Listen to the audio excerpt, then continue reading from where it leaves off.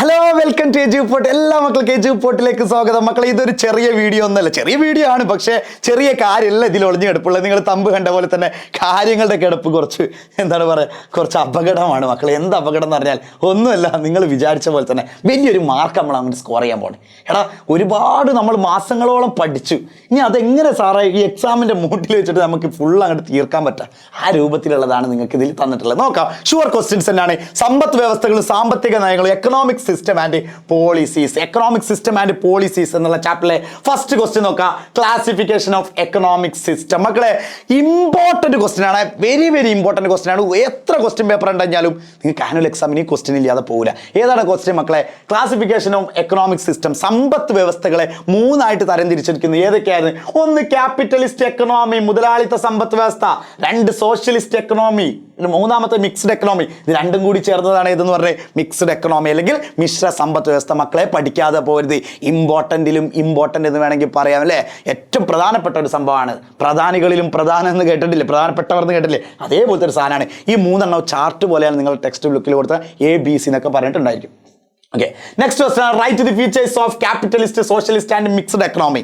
മുതലാളിത്ത സമ്പത്ത് വ്യവസ്ഥയുടെയും ഈ സോഷ്യലിസ്റ്റ് സമ്പത്ത് വ്യവസ്ഥയുടെയും ഈ മിശ്ര സമ്പത്ത് വ്യവസ്ഥയുടെയും ഫീച്ചർ എഴുതാൻ വേണ്ടിയിട്ടാണ്. ഇതിൽ നിന്ന് നിങ്ങൾക്ക് ഒരു ക്വസ്റ്റ്യൻ ഷുവറാണ്. ഈ മൂന്നെണ്ണം പഠിച്ചാൽ രണ്ടെണ്ണം വെച്ചിട്ടാണ് ചോദിക്കുക. പക്ഷേ ഞാൻ രണ്ടെന്ന് പറഞ്ഞിട്ട് അങ്ങനെ ടോപ്പ് ആവണില്ല. നിങ്ങൾക്ക് ഒരെണ്ണം എന്തായാലും ചോദിക്കണം. എന്താണെന്ന് നോക്കാം നമുക്ക്. ഒന്ന് ക്യാപിറ്റലിസ്റ്റ് എക്കണോമി. ക്യാപിറ്റലിസ്റ്റ് എക്കണോമിയുടെ ഫീച്ചറാണ് പറയുന്നത് freedom for the entrepreneurs to produce any commodity. എന്ത് വേണമെങ്കിലും നമുക്ക് ഉൽപ്പാദിപ്പിക്കാം. എന്ത് ചെയ്യാൻ പറ്റും? സംരംഭകർക്ക് ഏത് ഉൽപ്പന്നം ഉൽപ്പാദിപ്പിക്കാനുള്ള ഫ്രീഡം ഉണ്ട്. ഏതിൽ? ക്യാപിറ്റലിസ്റ്റ് അല്ലെങ്കിൽ മുതലാളിത്ത സമ്പത്ത് വ്യവസ്ഥയിൽ. അതുപോലെ തന്നെ സ്വകാര്യ സ്വത്തവകാശം.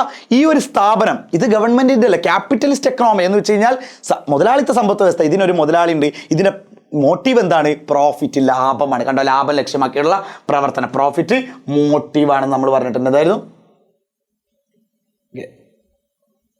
പ്രോഫിറ്റ് എന്താണ്? മോട്ടീവ്. അതുപോലെ തന്നെ transfer of wealth to legal heir എന്ന് വെച്ച് നമുക്ക് എന്തായിരുന്നു? പാരമ്പര്യ സ്വത്ത് കൈമാറ്റം ചെയ്ത് നമുക്ക് എന്ത് ചെയ്യാൻ പറ്റും? സ്വത്തുക്കൾ അങ്ങോട്ടും ഇങ്ങോട്ടും എൻ്റെ മക്കൾക്ക് കൊടുക്കാം, ഇഷ്ടമുള്ളവർക്ക് എനിക്ക് കൊടുക്കാം, അതിന് ആരോട് ചോദിക്കേണ്ട ആവശ്യമില്ല. പിന്നെ വില നിയന്ത്രണമില്ലാതെ സ്വതന്ത്രമായ കമ്പളം, free market with no control over price. ഞാനിപ്പോൾ എന്നെ എത്രയ്ക്ക് വിൽക്കണം എന്ന് എൻ്റെതാണ്, പക്ഷെ അതിനൊരു കടമ്പകളൊക്കെ ഉണ്ട്. പക്ഷെ എന്നാൽ പോലും നമുക്ക് എന്താണ്? വില നിയന്ത്രണമില്ല. അതുപോലെ തന്നെ കൺസ്യൂമേഴ്സ് സോവറിറ്റി എന്ന് വെച്ച് കഴിഞ്ഞാൽ എന്താണ്? ഉപഭോക്താക്കളുടെ പരമാധികാരം നോക്കൂ. ഉൽപ്പന്നങ്ങൾ വിറ്റഴിക്കാനുള്ള സംരംഭകരുടെ പരസ്പര മത്സരം. അങ്ങോട്ടും ഇങ്ങോട്ടും എന്തായിരിക്കും? പരസ്പര മത്സരം. നിങ്ങളൊരു മാർക്കറ്റിൽ പോയാൽ തന്നെ കാണാൻ പറ്റും. അങ്ങോട്ടും ഇങ്ങോട്ടും പരസ്പര മത്സരമായിരിക്കും. ഓക്കെ, ഇനി അതുപോലെ തന്നെ സോഷ്യലിസ്റ്റ് എക്കണോമി. സോഷ്യലിസ്റ്റ് എക്കണോമി എന്ന് പറഞ്ഞാൽ ഇവിടുത്തെ മോട്ടീവ് എന്താണ്? പൈസ മാത്രമല്ല, അല്ലെങ്കിൽ ലാഭമല്ല, വെൽഫെയർ ആണ്, സോഷ്യൽ വെൽഫെയർ ആണ്. എന്ന് വെച്ച് കഴിഞ്ഞാൽ എന്തായിരുന്നു? ജനങ്ങളുടെ ക്ഷേമമാണ് കേട്ടോ ഉദ്ദേശിക്കുന്നത്. ഇവിടെ മോട്ടീവ് എന്തല്ല, പ്രോഫിറ്റ് അല്ല. പിന്നെ അതുപോലെ തന്നെ എന്തായിരിക്കും? ഒരു ആസൂത്രണം ഉണ്ടായിരിക്കും, എപ്പോഴും ഒരു പ്ലാനിങ് ഉണ്ടായിരിക്കും. വർക്ക്സ് ഓൺ സെൻട്രലൈസ്ഡ് പ്ലാനിങ്, കേന്ദ്രീകൃത ആസൂത്രണത്തിലൂടെയാണ് ഇതൊക്കെ നടപ്പിലാക്കുന്നത്. അതും പഠിച്ചേക്കണം. Activist aimed to social welfare. നമ്മൾ പറഞ്ഞിട്ടുള്ള പ്രവർത്തനങ്ങൾ എങ്ങനെയൊക്കെ ആയിരിക്കും? സോഷ്യൽ വെൽഫെയർ ആവും. എന്ന് വെച്ച് കഴിഞ്ഞാൽ എന്തായാലും മക്കളെ, നമ്മുടെ ജനക്ഷേമം ലക്ഷ്യം. Absence of private entrepreneur. ഇവിടെ എന്തുണ്ടായിരിക്കില്ല മക്കളെ? ഒരു സ്വകാര്യ സംരംഭകരുടെ അഭാവം. എന്ന് വെച്ചാൽ സ്വകാര്യതായിട്ടുള്ള ഒരു മുതലാളി ഉണ്ടായിരിക്കില്ല ഇതിന്. അതുപോലെ തന്നെ സ്വകാര്യ സ്വത്തവകാശം ഉണ്ടായിരിക്കില്ല. അതുപോലെ തന്നെ പാരമ്പര്യ സ്വത്ത് കൈമാറ്റ രീതി എന്നിവയുടെ അഭാവം. ഇതൊന്നും ഉണ്ടായിരിക്കില്ല. അങ്ങോട്ട് ഇങ്ങോട്ട് കൈമാറ്റം ചെയ്യാൻ പറ്റും. ഇപ്പോൾ സോഷ്യലിസ്റ്റ് എന്ന് പറഞ്ഞ ഒരു ഗവൺമെന്റ് ഹോസ്പിറ്റൽ എടുക്കാം. ഇത് ഇഷ്ടമുള്ള എൻ്റെ മക്കൾക്ക് കൊടുക്കാൻ പറ്റുമോ? അല്ലെങ്കിൽ ഞാനാണ് അതിൻ്റെ മുതലാളി എന്ന് പറഞ്ഞിരിക്കാൻ പറ്റും? ഇല്ലല്ല, അത് പറ്റില്ല. പിന്നെ സാമ്പത്തിക സമത്വം. ഇതിൽ എന്തുണ്ടായിരിക്കും? ഒരു എക്കണോമിക് ഇക്വാലിറ്റി ഉണ്ടായിരിക്കും.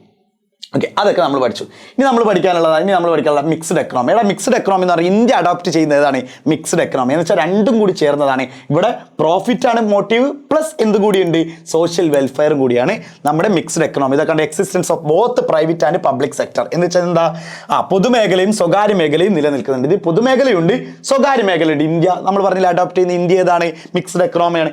ആസൂത്രണത്തിൽ അധിഷ്ഠിതമായി പ്രവർത്തിക്കുന്നത്. എന്ന് വെച്ചാൽ ഒരു പ്ലാനിങ് ഉണ്ടായിരിക്കും എപ്പോഴും. ക്ഷേമ പ്രവർത്തനങ്ങൾക്ക് പ്രാധാന്യം നൽകുന്നത്. എന്ന് വെച്ചാൽ importance to welfare activities, existence of both freedom of private ownership of wealth and economic control. സ്വകാര്യ സ്വത്തവകാശത്തിനുള്ള സ്വാതന്ത്ര്യവും സാമ്പത്തിക നിയന്ത്രണവും ഒരുപോലെ നിലനിൽക്കുന്നുണ്ട്.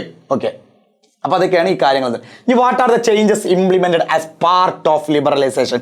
ഉദാരവൽക്കരണത്തിന്റെ ഭാഗമായി നടപ്പിലാക്കിയ മാറ്റങ്ങൾ എന്തെല്ലാം? ഉദാരവൽക്കരണം എന്ന് പറയുന്നത് നമുക്കുള്ള ലിബറലൈസേഷൻ. നമ്മൾ പറയില്ല ഉദാരമായി സംഭാവന നൽകുക എന്ന്. ഉദാരമായി എന്ന് വെച്ചാൽ ലളിതമാക്കി കൊടുക്കുക എന്ന്.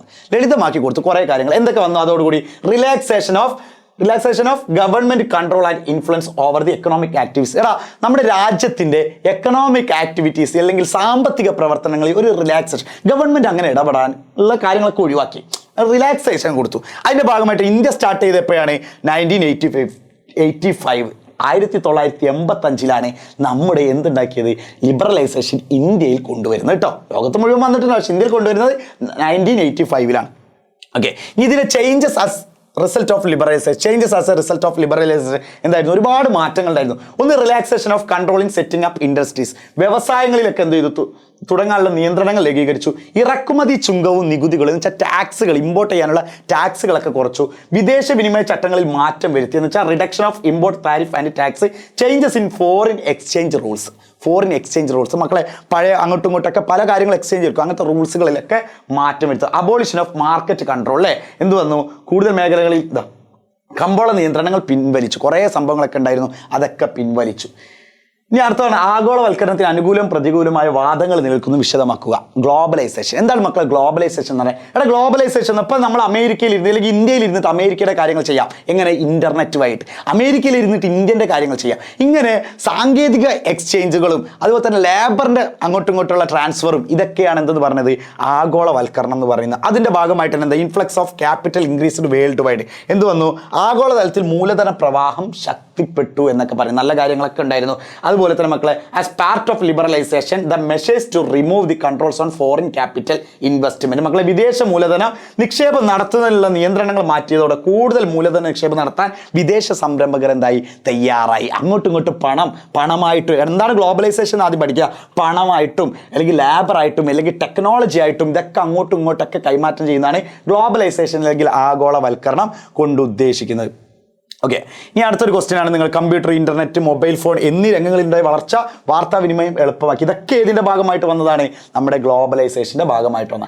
ഇനി ലാസ്റ്റ് ക്വസ്റ്റ്യൻ ആണ്, what are the main guidelines of the trade agreement formed by the world trade organisation? World trade organisation എന്ന് പറഞ്ഞാൽ ലോക വ്യാപാര സംഘടന. ലോക വ്യാപാര സംഘടന രൂപം നൽകിയ സ്വതന്ത്ര വ്യാപാര കരാറുകളുടെ പ്രധാനപ്പെട്ട നിർദ്ദേശങ്ങൾ എന്തൊക്കെയായിരുന്നു? ഒന്ന്, there are 161 members. എടാ, ഏകദേശം ലോക രാജ്യങ്ങളിൽ 161 മെമ്പർമാർ ഏതിൽ പങ്കാളികളാണ്? വേൾഡ് ട്രേഡ് ഓർഗനൈസേഷൻ, ലോക വ്യാപാര സംഘടനയിൽ. ഇവർ പറയുന്ന കാര്യങ്ങൾ എന്ന് വെച്ചാൽ phase by phase reduction of import duty എന്ന് വെച്ച് കഴിഞ്ഞാൽ ഘട്ടം ഘട്ടമായിട്ട് എന്ത് ചെയ്യുക? ഇറക്കുമതി തീരുവ ഘട്ടം ഘട്ടമായി കുറയ്ക്കുക. അതുപോലെ തന്നെ റിഡക്ഷൻ ഓഫ് സബ്സിഡീസ്, അല്ലെ, സബ്സിഡികൾ കുറയ്ക്കുക. അതുപോലെ തന്നെ modification of patent laws. Patent എന്ന് പറഞ്ഞാൽ മക്കളെ, നമ്മളിപ്പോൾ അഡിഡാസ് കണ്ടിട്ടുണ്ടാവും. അഡിഡാസിന്റെ ചിഹ്നങ്ങൾ വേറെ എവിടെയെങ്കിലും കൊണ്ടുവരാൻ പറ്റില്ല, അത് അഡിഡാസിൻ്റെതാണ്. അങ്ങനെ കൊടുക്കുന്ന പേറ്റന്റ്. അഡിഡാസിന്റെ ലോഗോ എവിടെയെങ്കിലും ഉപയോഗിച്ച് കഴിഞ്ഞാൽ അവരുടെ സമ്മതമില്ലാതെ വേറെ എവിടെയെങ്കിലും ഉപയോഗിച്ച കേസാണ്. കാരണം എന്തുകൊണ്ട്? ആ പേറ്റന്റ് ഉണ്ട്. അതാണ് പേറ്റന്റ് എന്ന്. അപ്പോൾ പേറ്റന്റ് നിയമങ്ങൾ പരിഷ്കരിക്കുക. പിന്നെ അതുപോലെ തന്നെ സേവന രംഗങ്ങളെ, മാധ്യമങ്ങളിൽ, ടെലികോം, ബാങ്കിങ്, ഇൻഷുറൻസ് തുടങ്ങിയ മേഖലകളിലും വിദേശ നിക്ഷേപങ്ങൾ എന്ത് ചെയ്യുക? അനുവദിക്കുക. ഇത്രയുമാണ് മക്കളെ ഈ ചാപ്റ്ററിൽ നിന്ന് ചോദിക്കുന്നത്. ഈ ചാപ്റ്റർ നന്നായിട്ട് ക്വസ്റ്റ്യൻ വരാറുണ്ട്. ഇത് നന്നായിട്ട് മറ്റുള്ള ചാപ്റ്റർ പോലെയല്ല മക്കളെ, ജോഗ്രഫിയിൽ ഇത് നന്നായിട്ട് എന്ത് ചെയ്യാറുണ്ട്? ചോദിക്കാറുണ്ട്. അപ്പോൾ സെറ്റാക്കണം മക്കളെ, ഹാപ്പി ആവണം, അടിപൊളിയായിട്ട് എക്സാം പൊളിക്കണം, പൊളിച്ചടക്കണം. Bye bye bye.